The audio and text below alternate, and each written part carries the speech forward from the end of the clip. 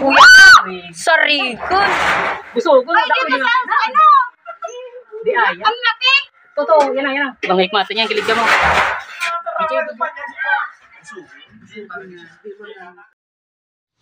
May tumawag sa amin sa Barangay Malabog, Daraga Albay na isang concerned citizen. Kahapon daw ay may namataang isang Philippine Cobra na kumakain ng itlog at napatay ang inahin nito. Agad naman namin pinuntahan ni Kuya Kim Vlogs yung area para i-check, baka andun pa yung ahas. So ayun na nga, sumunod na kami kay tatay at ituturo niya kung saan part nakita yung ahas. Ayan, pakinggan natin. Tatadaan dua. Yan, di 12. Piruto na ko kapon, nagaturog-turog ako ta. Kusina ko dito ka primoy. Kina po. Diyan, didi. Salas, didi po. Diyan man sa nawara. Hindi man dinagluan. Hidyang area. Ayon kay tatay, pumasok daw dito sa mga tambak na hollow blocks pagkatapos kainin ng ahas yung mga itlog. Kaya huhukayin namin tong hollow blocks. Ito nga pala yung patay na manok. Yan, tinuklaw sa leeg ng ahas tapos kinain yung ibang itlog.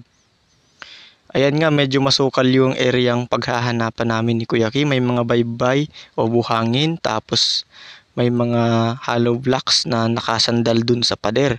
Kaya nag-flashlight muna kami para ma-sure. Ayan na nga, so mag-iisang oras din kaming naglinis ng mga hollow blocks kasi ang hirap magbuhat ng hollow blocks. Yan, kada buhat namin flashlight sa butas kasi baka andun yung ahas. Ayan. So, nung ilang oras na lumabas na yung cobra. Nakatago pala siya dun sa mayero. Yun. So, yung una, kinalabutan talaga ako nung makita ko yung cobra kasi for the first time na rescue natin. Ngayon lang tayo naka-encounter ng adult na Nadia philippinensis o yung ating Philippine Cobra.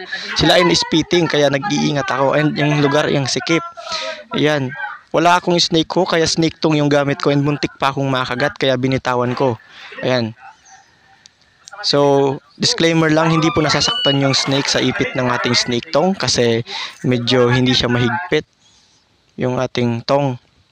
Wala kasi tayong snake hook na putol kaya hindi ko mag-grab yung head nung Philippine Cobra and ang lakas nung Philippine Cobrang hawak ko. Ayan, nagpupumigla siya. And yung area, kung makikita nyo naman, tumutulay-tulay pa ako dyan sa mga kahoy. And agad namin naman naming nailagay ni Kuya Kim sa sako yung ahas. Ayan. Yung mga ganitong venomous snake is i-release natin to sa hindi mataong lugar. Ayan. Nilibing na ni tata yung manok and nakakita na naman kami dito ng mga pinagbalatan ng ahas. Napakadami talaga. Itong balat na to is sa brown rat snake. Kaya no worries naman. In-explain ko na sa kanila kung anong ahas yan. Ayan, dadali na nga natin to sa DENR para sila na yung mag-release sa protected area para hindi na makagambala pa ng mga tao at hindi na makapasok sa kabahayan.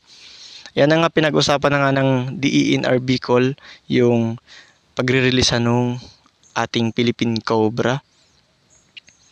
Ayan, so ang mga Philippine Cobra pala ay mahalaga guys kasi yung venom nila is kukunin para gawing antivenom para mailigtas natin yung iba pang natuklaw ng ating cobra.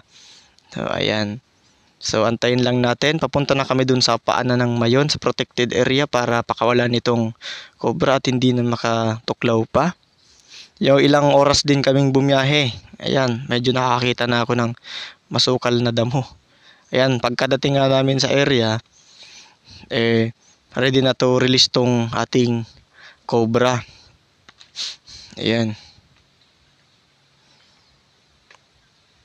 So medyo dito ako kinabahan sa rescue na to kasi wala tayong hook. Dito ko na-miss yung hook kong nabali. Ayan. Yung tong natin maiksi lang. Ayan nga, pagkadating namin sa area, nahanapan na natin siya ng magandang spot para mai-release yung cobra. Yan, yung cobrang to is busog na busog kasi 6 na itlog ata yung nakain niya o 4. Ayun kay kuya. Kaya ayan, dito na natin siya i-release. Yan. Agad nagtago, andun pa yung itlog sa tiyan niya. Oh. Ayan, bilis naman nagtago yung cobra. Hindi naman siya nagtangkang tuklawin pa kami pabalik. So salamat guys sa nagpa-rescue and also sa DENR sa pagsama sa atin sa pag-release. So salamat.